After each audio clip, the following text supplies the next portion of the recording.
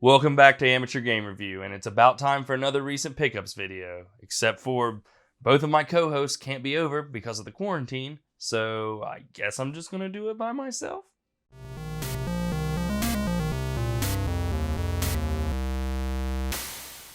Alright, let's start this video off with one of the most played games right now, and that is Animal Crossing for the Switch. Now, I actually have not played any of this game yet, but if you look on my profile on my Switch, it'll say I've played like 20 hours, and that's because my wife can't put it down.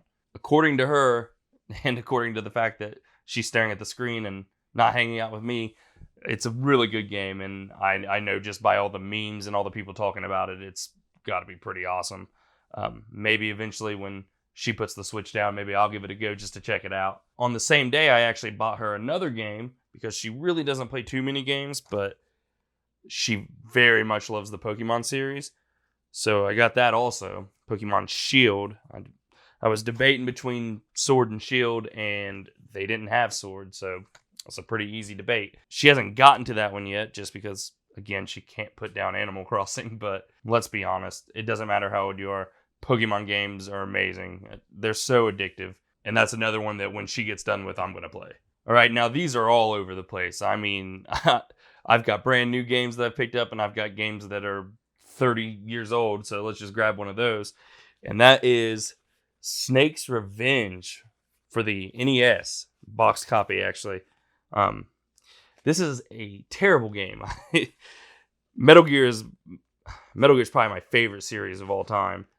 And this one was actually not made by Kojima.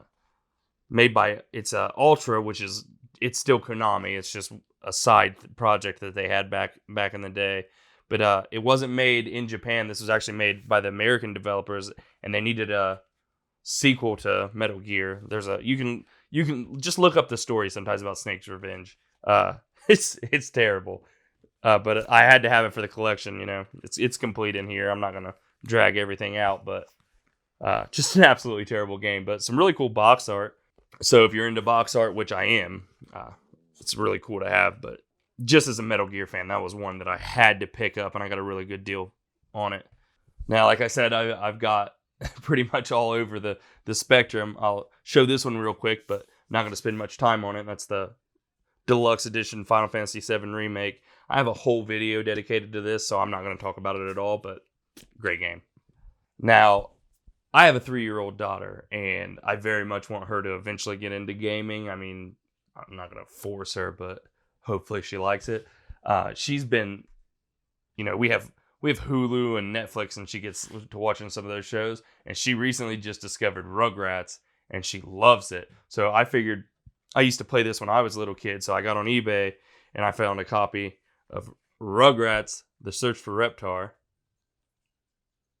Like I said, I got it because she absolutely has just been in love with the Rugrats series, but I played this when I was younger, and I loved this game. I remember having so much fun with this when it came out, and we sat down and played it. It's hard. I remember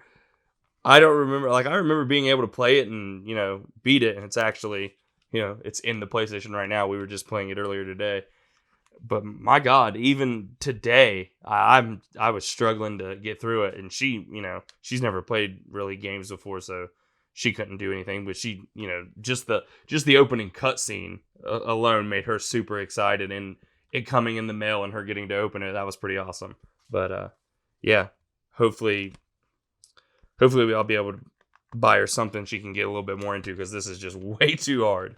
Speaking of games that are way too hard, picked this up just the other day, and that's Nioh 2. If you've watched many of our episodes at all, both of the other co-hosts, Randy and Mason, are huge Souls fan. I like Dark Souls also, but not as much as either one of them. Randy speedruns it, and Mason can't stop talking about Souls no matter what the conversation's about. But anyway, actually I've been playing this with Randy, and it's hard, but it's awesome. It's kind of this weird combination of Dark Souls and like a Diablo loot system, where like every time you kill stuff, just hordes of equipment and stuff, different loot and stuff drops, and it's a lot of fun. It's multiplayer also, so we've been like, loading into each other's worlds and playing together. I'm not very good at it all. Randy carries me, but what are you gonna do? All right, a while back actually, we did a review on the original Silent Hill. If you didn't watch it, you should go back and watch it. But if you didn't, I liked the game pretty well, and I thought it had a lot of promise. And I heard amazing things about Silent Hill 2, so I went ahead and grabbed a copy of Silent Hill 2, and I have not played it yet, but I actually plan on, doing a review for the channel of this game. Just waiting for the right time. There's a lot going on. There's a lot of other games in the pipeline and stuff like that, but I'll eventually get to this one, and I'm pretty excited about it because I had a lot of fun with the first one. It was, it had aged and whatever, but it was still a good game. All right, I got 6 games left, and they are both 2 groups of 3, so I'll show them as 2 groups. I'm a huge JRPG fan. Love Final Fantasy. Like I said, Metal Gear is my favorite series, but Final Fantasy is my second favorite series. Absolutely love Final Fantasy. Also love Dragon Quest, really good series. But I've always heard really good things about the Tales series, but I've never gotten into it. GameStop was having a buy 2, get 1 free, like they do, so I bought 3 different used Tales games. I've got Tales of Vesperia, which I actually haven't heard good things about. But these 2 I've heard really good things about. The definitive edition of Tales of Vesperia and Tales of Berseria, which I think is the newer of the 3. I can't remember. I haven't played Berseria or Zesteria yet. There's a theme here, obviously. But Vesperia, I've actually started. I plan on doing a review of. But yeah, I'm actually enjoying it quite a bit. All right, so my last 3 games here are kind of, they're not the same like the Tales series. They're not the same series, but they're the same genre. One of my best friends is actually a huge Resident Evil fan and survival horror in general. Anytime that type of game comes out or new Resident Evil, he's all over it and stuff. And I like to, I enjoy more so playing them. I enjoy watching him play them. So I bought a few games for, us to play together, or, me backseat game and watch him. And the first one is actually the original Resident Evil, which I already have, but this is the director's cut. And I basically just bought it because, it's a cool cover. And if you can't tell by looking behind me, I have a serious problem. So, yeah, just I got a good deal on it at I got all 3 of these at one of our local retro video game stores, and he just gave me a really good deal, so I picked up all 3. And the other 2 you could call like Resident Evil clones. One's actually made by Capcom, and it is Dino Crisis for PS1. Again, same place, got it at our local store, and I've heard great things about this game, and I'm pretty excited to watch him play it. If I remember correctly, this has been a pretty big deal recently of people begging for there to be a remake of this game. But it is basically just Resident Evil with dinosaurs. If that doesn't sound fun to you, then you probably don't like games. So yeah, like I said, haven't played it yet. I actually have Dino Crisis 2, and I have played it, and I do not like it at all. But it is not. It's different. It's more like an arcadey game. I don't know. I just couldn't get into it.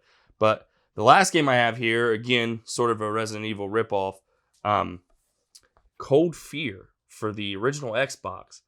Now, I had heard this was basically like, sort of like Resident Evil 4, but, on a boat or whatever. And this game is it's different. It is Resident Evil playstyle wise and walking around wise and everything, but it has this like weird humor that, I don't know, it's so bad that it actually works. But yeah, we played about halfway through this game so far. This is the one that we're currently playing together, and I don't know, it's out there. I'm probably not going to do a review for it for the channel or anything, but just something that we were playing on the side. But yeah, it's a super odd game. But yeah, a lot of fun. In a weird way, fun in a weird way. But yeah, those are the games that I've picked up in the last month or 2. What are some games that you guys have picked up, or what games are you playing while under this quarantine and trying to stay safe and stuff? Let me know in the comments down below. If you've played any of these games, also let me know that. Let me know what I'm in store for, or if you liked them or you didn't like them. But yeah, like always, I will leave links down below to our Twitch, which I stream quite a bit lately. Been playing a lot of Warzone, which, if that's your thing, hey, me and my friends are on there making fun of each other and playing. Also, leave links to our Instagram and our Twitter, where if you follow us on either one, you've probably seen these games already, pictures of these, because usually when I pick something up, I post it and let everyone know what I'm grabbing and stuff. Don't forget to like, favorite, and subscribe. It really helps out the channel. It does say amateur in our title for a reason. This isn't what we do full time, but we absolutely love doing this. It's a hobby, but it's really our passion. We love talking about video games, anything video game related, and above all, we really love hearing your guys' feedback and stuff, and interacting with you guys through comments or on Twitter or Instagram or whatever. So we really appreciate that, and we look forward to hearing more from you guys.